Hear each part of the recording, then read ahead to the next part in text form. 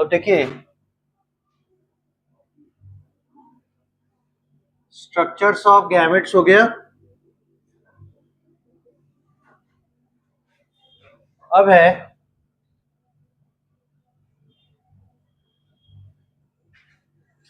Fertilisation.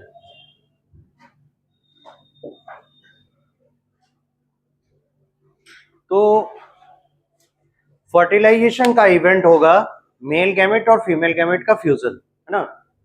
जिसके लिए हम लोग क्या कहते हैं, इट इज सिनगैमी, मतलब गैमेटिक फ्यूजन।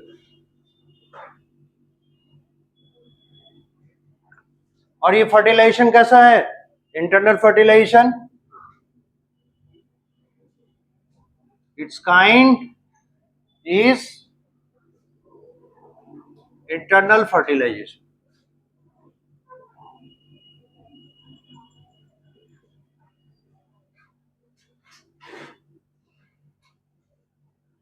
प्रोसेस इंसेमिनेशन ये हो गया, followed bye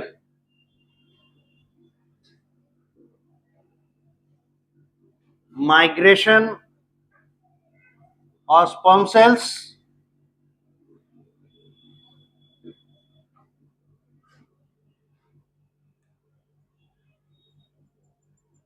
meeting of gametes,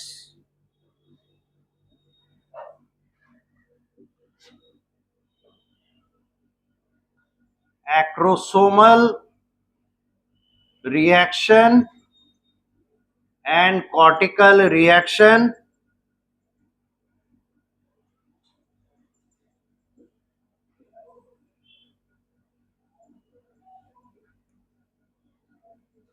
result is fertilization।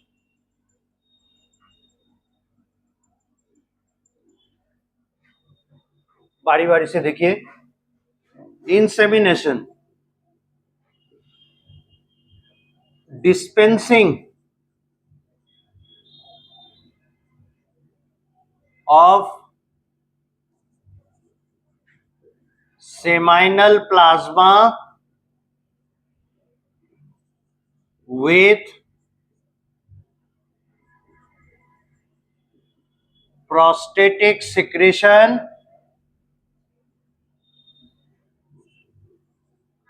and the sperm cells. This is called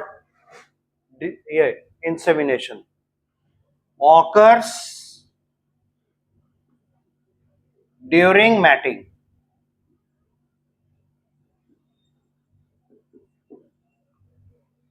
A migration of the sperm cells. So, sperm cells swim into the female reproductive tract.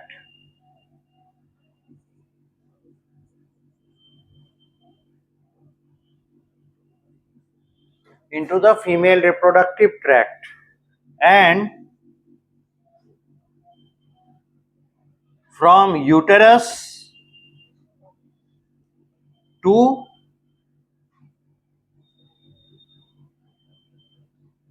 fallopian tube migration। तो sperm cells आते हैं uterus में, उसके बाद वहां से migrate करते हुए, स्विम करते हुए जाते हैं फैलोपियन ट्यूब तक। और फैलोपियन ट्यूब में किधर से एंटर करेंगे, फ्रॉम द, किस एंड से एंटर करेंगे, from the isthmus end, isthmus end, and will be around the ampulla। तो isthmus ampulla एंड पर, वहां पर जब इसका ओवम के साथ मीट होगा, तो मीटिंग ऑफ गैमेट्स कहां पे होना चाहिए, एट द एम्पुला और एम्पुला isthmus जंक्शन। ये है दोनों गैमेट्स का मीटिंग पॉइंट। देन ये रिएक्शंस होंगे, यहां तक नोट कीजिए, उसके बाद आगे बढ़ते हैं।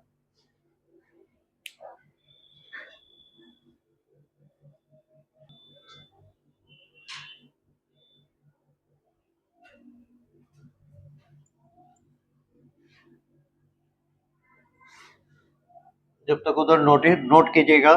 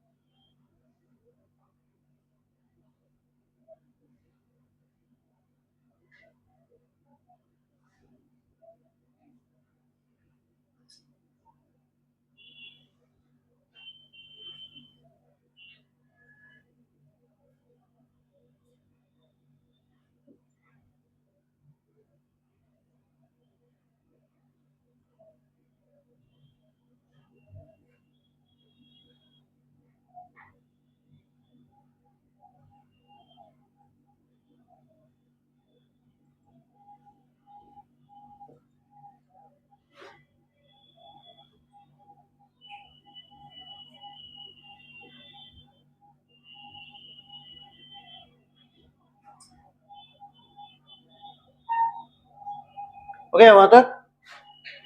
अब यहां देखिए, दिस इज द ओवम, है ना। इसके corona radiata, then zona pellucida, then perivitelline space, है ना, जोना पेलुसिडा और प्लाज्मा मेम्ब्रेन के बीच का। देन द सेकेंडरी oocyte, ये इसका हैप्लॉइड न्यूक्लियस, है ना। अब क्या होगा, स्पर्म सेल जब एंटर करने आता है तो इसका सामना सबसे पहले किस एरिया से होगा, कहां गया, cells of the corona radiata. इसके साथ इसका फ्रिक्शन होता है क्योंकि ये it is making its way towards inside, ये अंदर की तरफ आ रहा है because of its swimming capability. ठीक है, तो जब ये रेजिस्टेंस फेस करता है, इसका रेजिस्टेंस कहां पे फेस होगा, इसका टिप पोर्शन पे। और टिप पोर्शन क्या है, एक्रोसोम। इसलिए क्या होगा, एक्रोसोम का मेम्ब्रेन एरोड होगा, रप्चर होगा। ठीक है, जैसे ही एक्रोसोम का मेम्ब्रेन रप्चर होगा, इसका कंटेंट बाहर आएगा और ये कंटेंट कहां पर आके हिट करेगा, ये कौन सा एरिया है, ये जोना पेल्यूसिडा। जोना पेल्यूसिडा पर जब एक्रोसोम के एंजाइम्स फॉल करेंगे, फॉलोड बाय ये इसमें एक पिन होल तैयार करेगा, and that enzyme will also act on the plasma membrane of the secondary oocyte। अंदर में जो सेकेंडरी oocyte है, जो मेटाफेज सेकेंड स्टेज में अभी हैंग्ड ऑन है, उसके प्लाज्मा मेम्ब्रेन को भी ये पिन होल पेनिट्रेट करेगा। जब ऐसा होगा तो फिर स्पर्म हेड में जो न्यूक्लियस है वो न्यूक्लियस इसमें पुश इन होगा क्योंकि उसे आगे बढ़ने का मौका मिलेगा। ठीक है, तो ये जो जोना पेलुसिडा का लेयर और प्लाज्मा मेम्ब्रेन का सर्टेन एरिया है ना डिसॉल्व होता है by the help of the enzymes of the acrosome. इस प्रोसेस को कहते हैं एक्रोसोमल रिएक्शन, और इस रिएक्शन के परिणाम स्वरूप होता क्या है, मेल गैमेट यानी जो हेड पीस में इसका न्यूक्लियस है उसके न्यूक्लियस को आगे बढ़ने का यानी साइटोप्लाज्म ऑफ द वो साइट में एंटर करने का मौका मिलता है।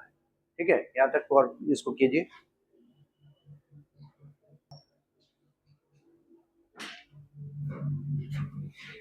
लिखिए इसके बारे में, जहां तक हुआ है वहां तक पॉज कर लीजिए लिख के, फिर उसके बाद उसको कंटिन्यू कर लीजिएगा। लिखिए, during the acrosomal reaction, during the acrosomal reaction करके डैश दीजिए।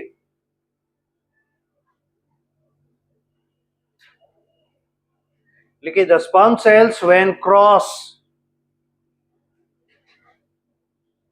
the sperm cells when cross between the space, the sperm cells when cross between the space of corona radiata cells, between the space of corona radiata cells,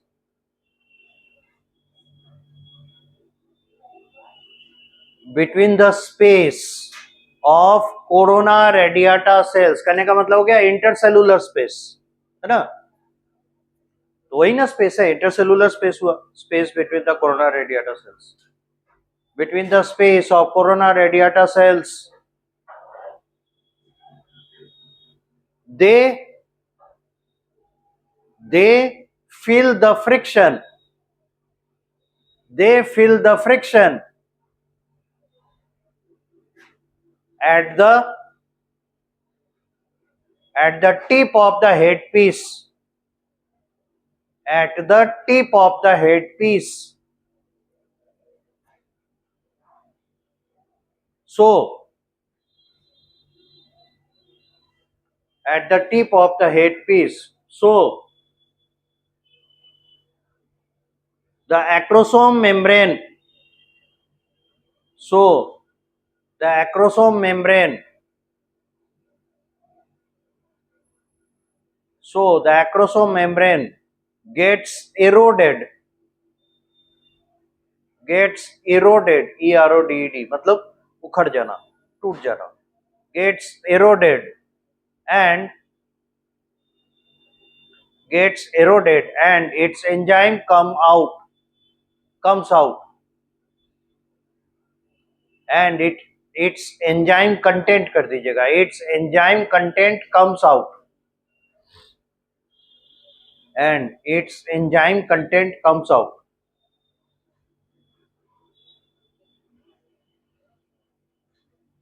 to act on the membrane of zona pellucida, to act on the membrane of zona pellucida, यह दिया हुआ है, act on the membrane of zona pellucida, followed by the plasma membrane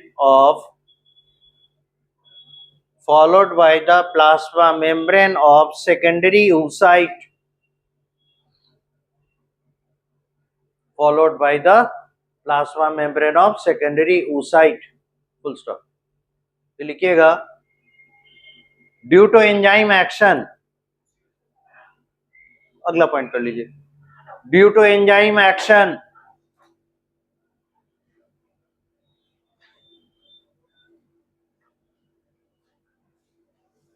due to enzyme action they get dissolved, due to enzyme action they get dissolved, due to enzyme action they get dissolved and at a particular point only, किसी खास जगह पे, and at a particular point only,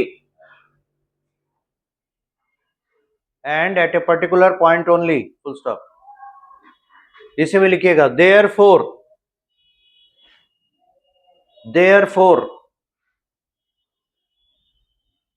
the sperm nucleus, therefore the sperm nucleus along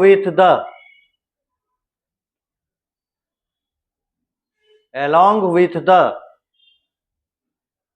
proximal centriole,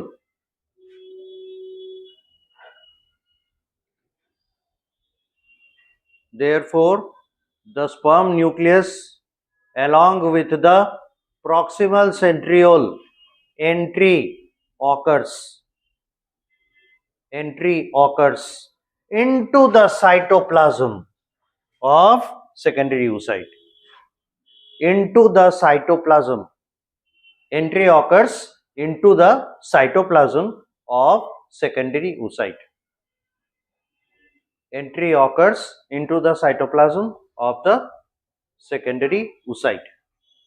ठीक है, अब देखिए इसके बाद अगला इवेंट शुरू होगा और वो है कॉर्टिकल रिएक्शन। अब यहां पे एक चीज सोचिए, ये टेम्पररीली जो वहां पे होल क्रिएट हुआ उसके वजह से क्या हो सकता है, इसका साइटोप्लाज्मिक लॉस हो सकता है, पर ऐसा नहीं हो पाता है क्योंकि ऐसा होने के साथ ही टेम्पररी होल जब क्रिएट होता है तो वहां पे स्पर्म हेड रुका हुआ रहता है।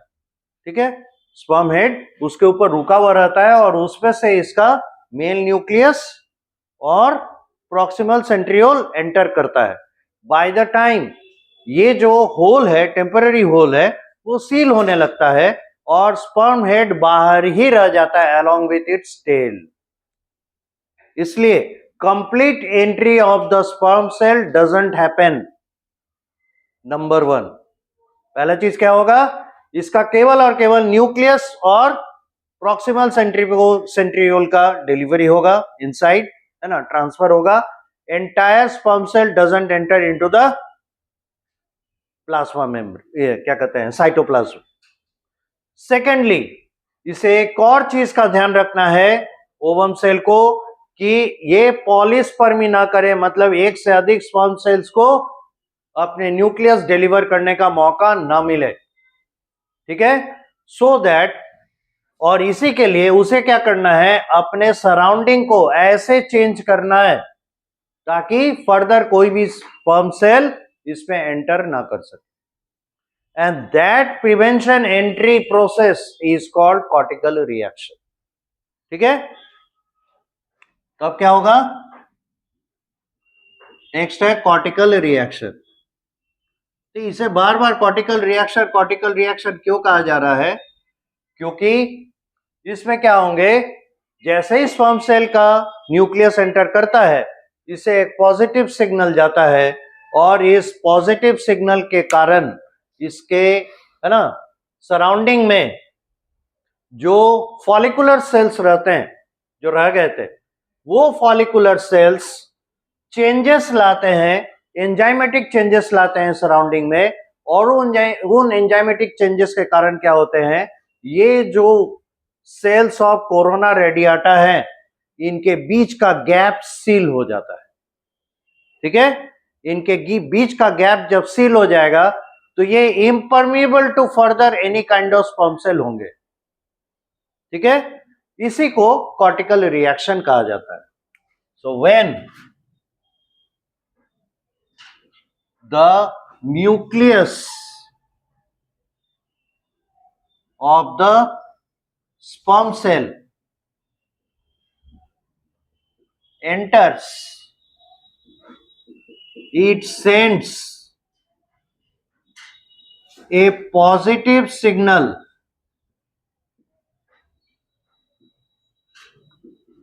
to the ovum cell, so its follicular cells secrete some factors inducing changes in the surface and surrounding, inducing changes in the surface and surrounding of the cells of corona radiata.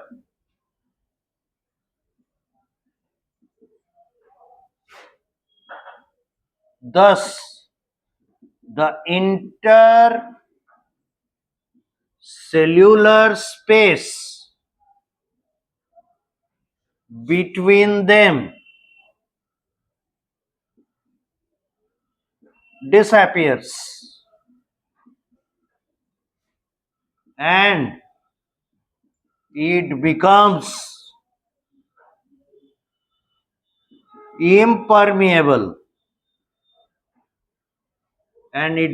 impermeable to the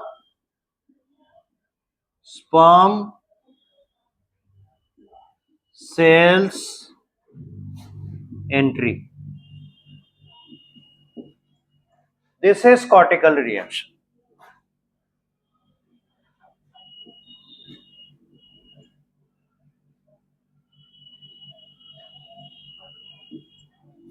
So, the ovum is able to avoid polyspermy. तो polyspermy क्या हुआ? Fertilisation by more than one sperms is polyspermy. ठीक है, note कीजिए. अब इसके बाद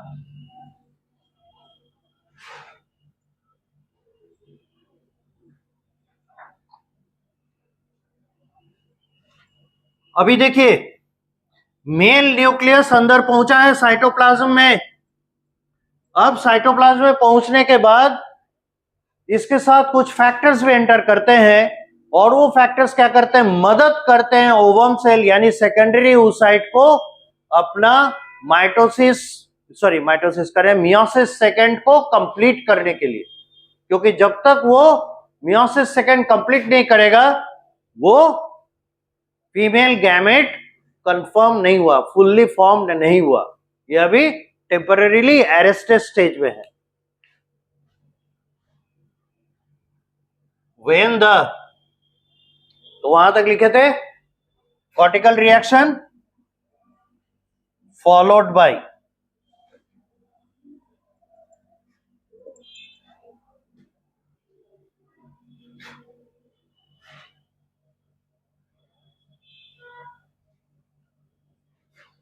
fusion of male and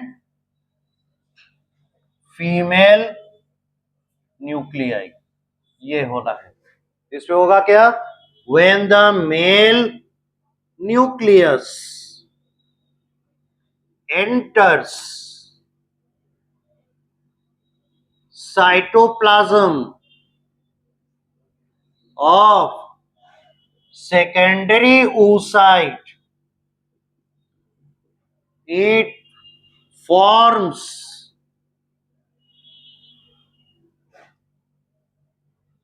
a complex, forms क्या कहें? It initiates a complex process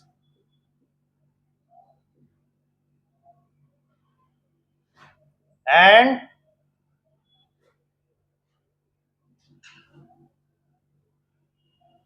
metaphase second stage is overcome, followed by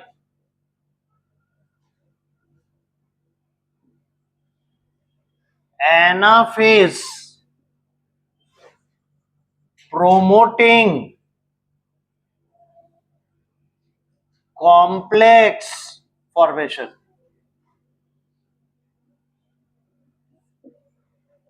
इसमें होगा क्या, स्पर्म सेल के न्यूक्लियस के एंट्री के बाद मेटाफेज 2 ओवरकम होगा और एनाफेज प्रोमोटिंग कॉम्प्लेक्स फॉर्मेशन होगा, यानी अब एनाफेज की ओर जाएगा। और जब एनाफेज की ओर जाएगा तब इसमें फिर क्या होगा, मियोसिस सेकंड में किस तरीके से डिवीजन होता है, क्रोमोसोम में किस तरीके से चेंजेस आते हैं, एक क्वेश्चन भी कई बार हम लोग किए हैं सेल डिवीजन के भी दौरान। तो एनाफेज फर्स्ट और एनाफेज सेकंड में डिफरेंस हम लोग देखे हैं। एनाफेज फर्स्ट में क्या होता है, जो टेट्राड फॉर्मेशन था वो स्प्लिट अप होता है, और मियोसिस सेकंड में जो एनाफेज सेकंड है उसमें क्या होता है, जो काइनेटोकोर वाला एरिया है यानी सेंट्रोमेयर, सेंट्रोमेयर स्प्लिट करता है। सेंट्रोमेयर स्प्लिट करेगा तो इसके वजह से क्या होगा, अभी क्रोमोसोम नंबर में चेंजेस नहीं आएंगे।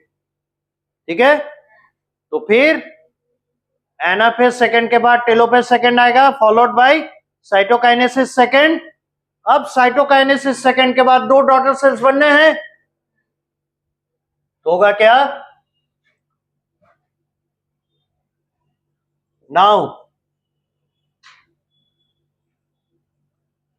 Anaphase second and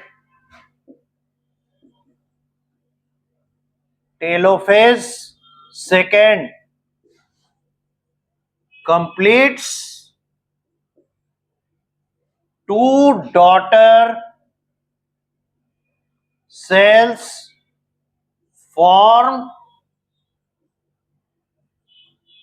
one is functional and the other is extremely small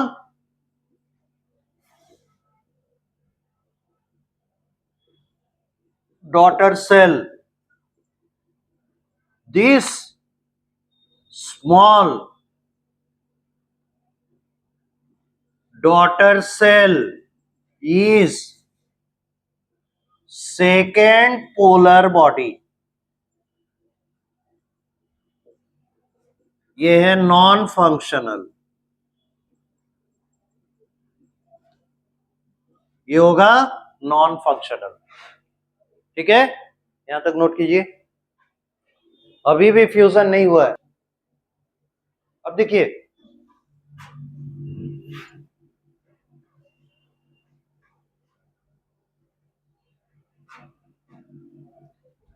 तो इसका रिजल्ट क्या हुआ, दो डॉटर सेल्स बने, पहली की तरह एक फंक्शनल सेल बना जिसके पास पूरा का पूरा साइटोप्लाज्म रह जाएगा, और दूसरे के पास न्यूक्लियस तो जाएगा, डॉटर सेल है ना।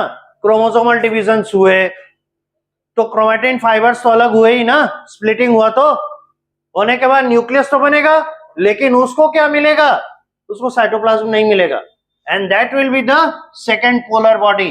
तो कई बार क्वेश्चन में आता है the first polar body formation time and second polar body formation times are. तो फर्स्ट पोलर बॉडी कब बनता है, सेकेंडरी oocyte बनने के दौरान, और second polar body after the fusion of male gamete with the female gamete, है ना। अभी फ्यूजन हुआ है, फर्टिलाइजेशन का प्रोसेस अभी बाकी है। Now the male nucleus fuses, male nucleus यानी haploid fuses with the functional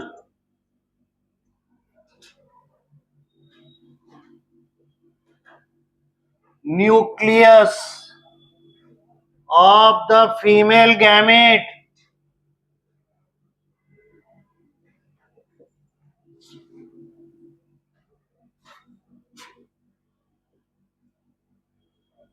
resulting into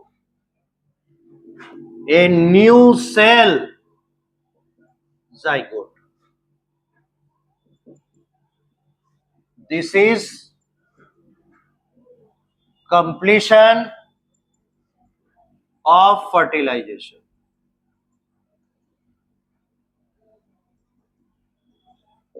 This is completion of fertilization. यहाँ तक नोट कीजिए.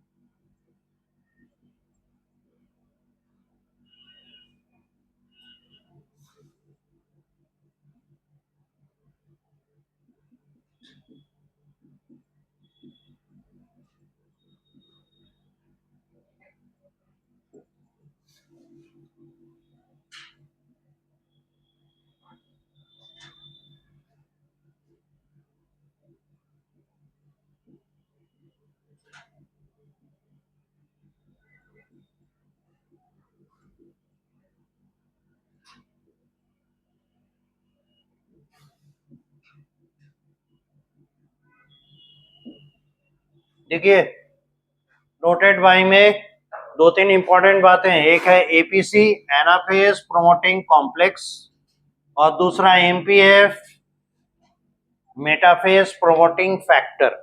मेटाफेज प्रोमोटिंग फैक्टर क्या करता है? ओवम सेल को होल्ड ऑन करके रखता है मेटाफेज 2 में और इस कॉम्प्लेक्स को ब्रेक करता है. जब स्पर्म सेल्स एंटर करते हैं तब वो उस कॉम्प्लेक्स को ब्रेक करके एपीसी एनाफेज प्रोमोटिंग कॉम्प्लेक्स को फॉर्म करने में मदद करता है, जिसके वजह से क्या होता है, ये एनाफेज सेकेंड में एंटर करता है और उसके बाद आगे की ओर बढ़ता है. कौन? Secondary oocyte. तब जाके सेकेंड पोलर बॉडी का formation and functional female gamete का फॉर्मेशन होता है. ओवम इज, आप समझ लीजिए, it is still a non functional female gamete because इसने मियोसिस सेकेंड कंप्लीट नहीं किया है. Although we call the ovum as female gamete, but it is actually not the functional. It is non-functional. To make itself functional, it must be fertilized, and that is done by the sperm cells. And because of that, the APC is formed, so it becomes into functional female gamete. ठीक है, यहाँ तक note कीजिए.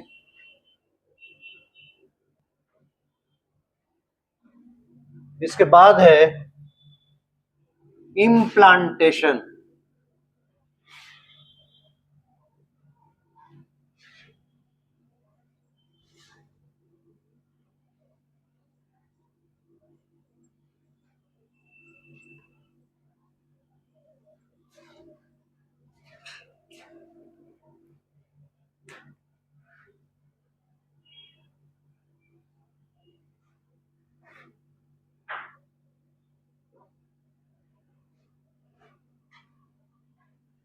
Implantation of embryo and pregnancy.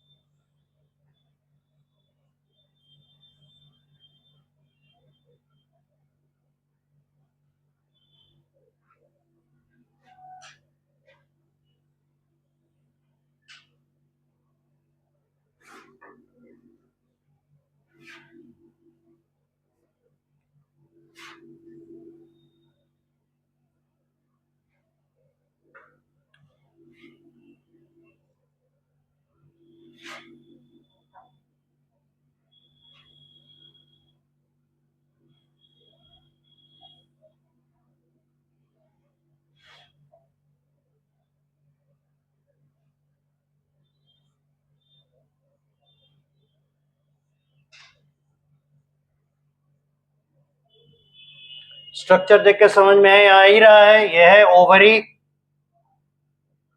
यह है oviduct, यह है uterus और यह है एंडोमेट्रियम।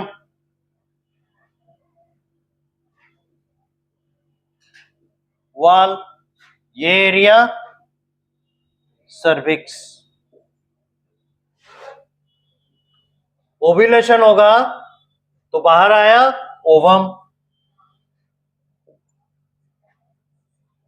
ये हुआ स्टेज ए।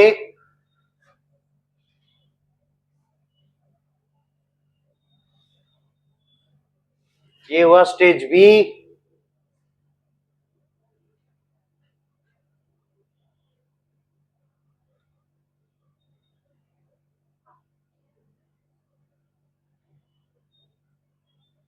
ये हुआ स्टेज सी।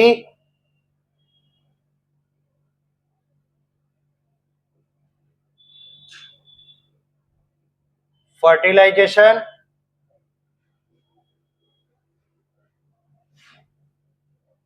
यहां हो गया डी,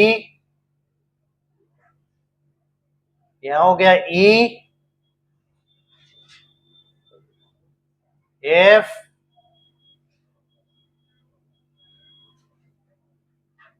ये पोजीशन हो गया जी। अब देखिए बारी बारी से, ए stands for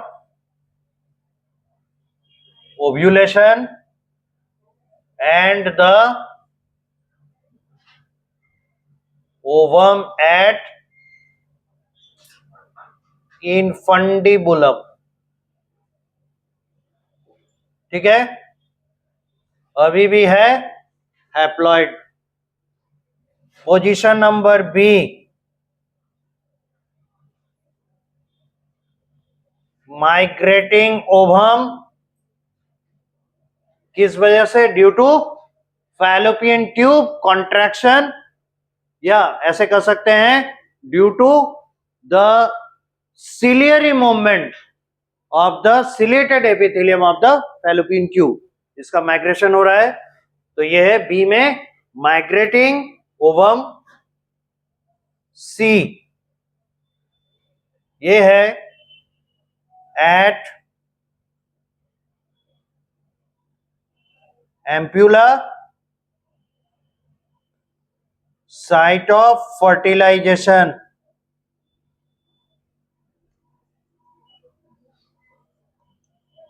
state of cell, ये क्या हो जाएगा? जाइगोट। और जाइगोट बनेगा तो यहां पे इसका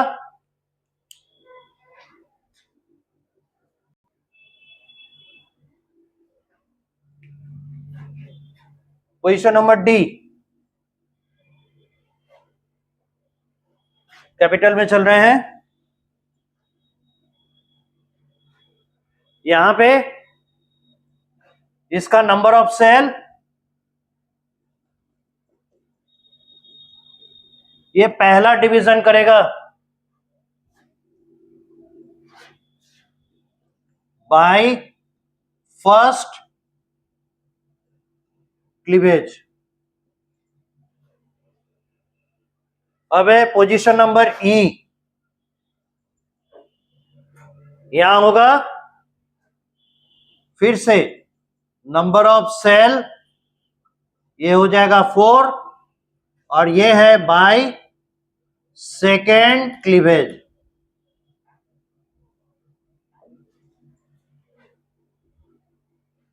इसके बाद है एफ, यहां होगा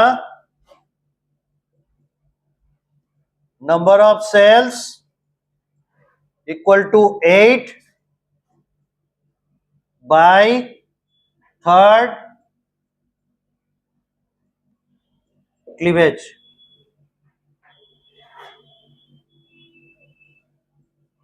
Then G,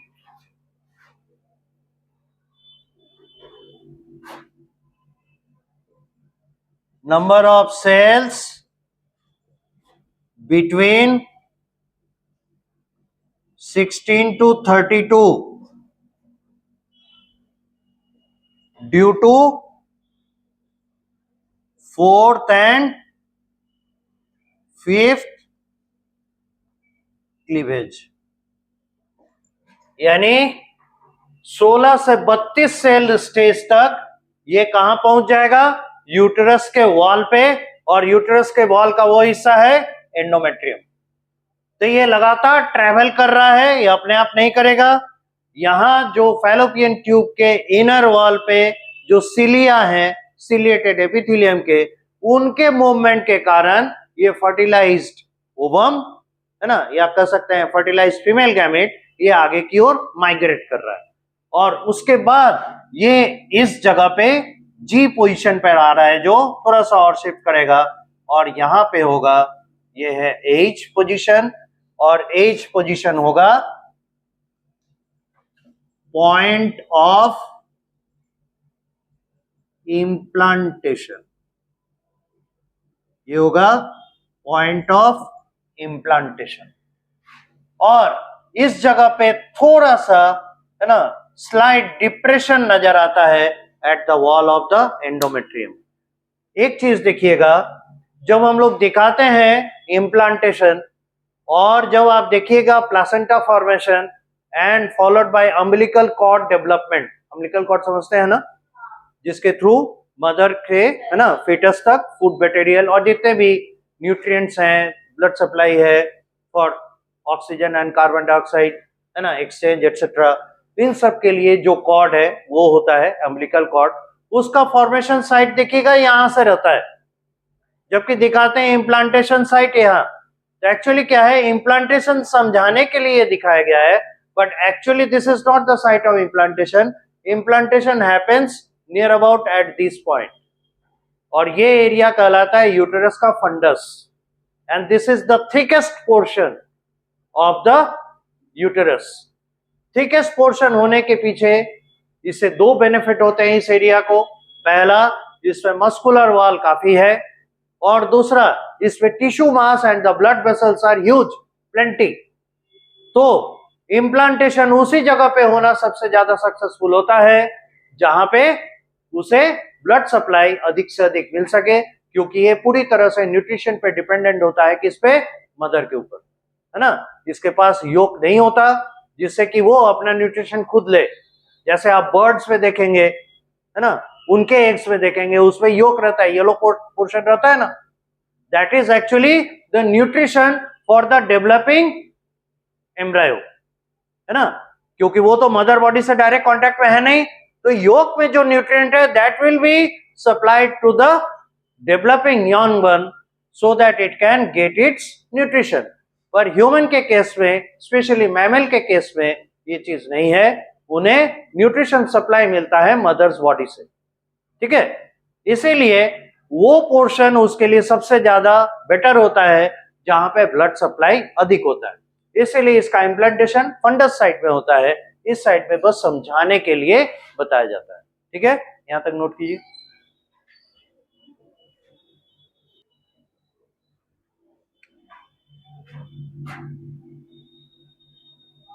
अब देखिए, जाइगोट, सिंगल सेल, 2n. ठीक है,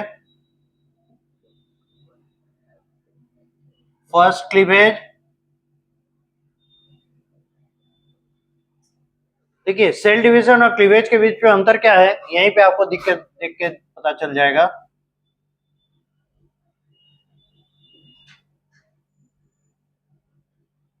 एक ही विसिनिटी में रहते हैं. देखिए, डिवीजन के बाद भी सेल का साइज बढ़ा नहीं. ठीक है, जैसे कंपैरेटिवली ऐसे नहीं होगा.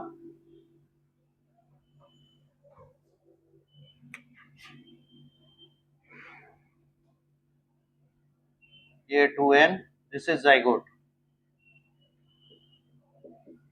ठीक है, अब देखिए ये 2 सेल स्टेज में है, लेकिन ओवरऑल साइज बढ़ा क्या? नहीं, सेल 2 पार्ट में डिवाइड हो गया, इसको क्लीवेज कहते हैं। तो सेल डिवीजन और क्लीवेज में यही अंतर है, डिवीजन तो हो रहा है but there is no increase in size. Second cleavage. और हाँ, ये अभी किस स्टेज में है? 2 सेल्ड स्टेज।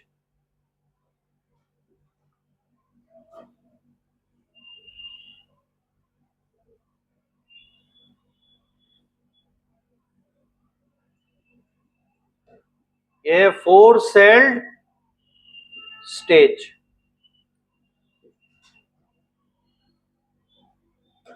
Third cleavage.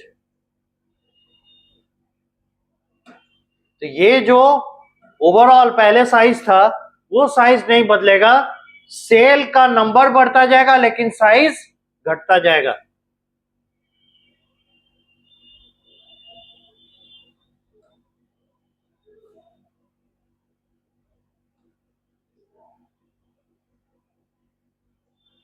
ये है 8 celled stage. Then fourth cleavage. अब कितना हो जाएगा टोटल नंबर ऑफ सेल्स? 16।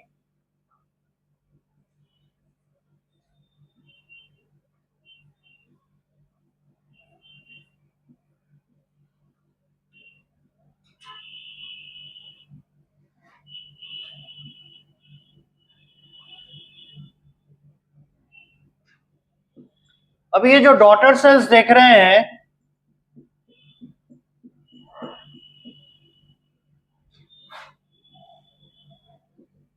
इन्हें ब्लास्टोमेयर्स कह रहे हैं। ये ब्लास्टोमेयर्स हैं, ये ब्लास्टोमेयर्स हैं। और स्पेशली 16 सेल्ड स्टेज में जब रहता है तो इसे मोडुला कहते हैं।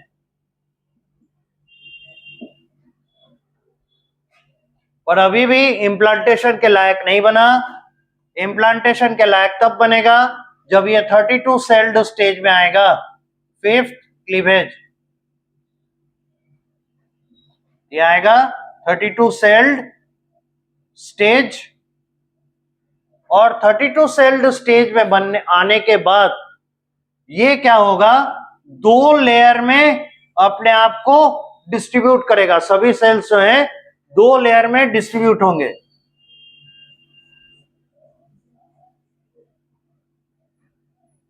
एक हो जाएगा पेरिफेरल लेयर और एक हो जाएंगे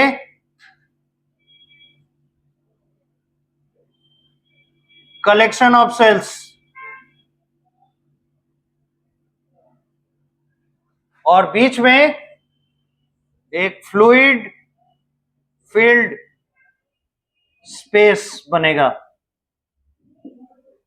दिस इज ब्लास्टूला और blastocyst. Now this is capable of implantation. अब ये इम्प्लांट होने जाएगा। Time needed to reach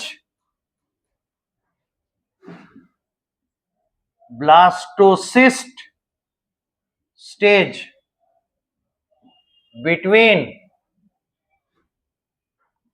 72 to 96 hours time।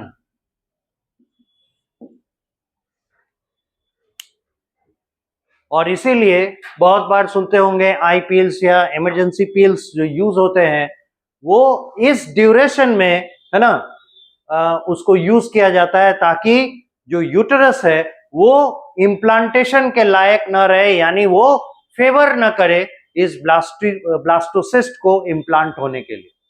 So that is why this is called a kind of emergency pill that can prevent pregnancy. Pregnancy हुआ क्या? इम्प्रेग्नेंट हो जाना। इम्प्रेग्नेंट बोलना मतलब क्या? कवर हो जाना किसी चीज से। तो इसको जब साइट ऑफ अटैचमेंट मिलेगा यूटेरस के वॉल पे, तो यूटेरस का वॉल इससे एक पॉजिटिव सिग्नल लेगा और उसका ओवर ग्रोथ होना शुरू होगा उस पर्टिकुलर पॉइंट पे, और ओवर ग्रोथ होने के बाद इसको पूरी तरीके से ढक लेगा। ठीक है, that condition is called impregnation and we popularly called it as pregnancy. This is it. तभी भी स्टेजेस इसमें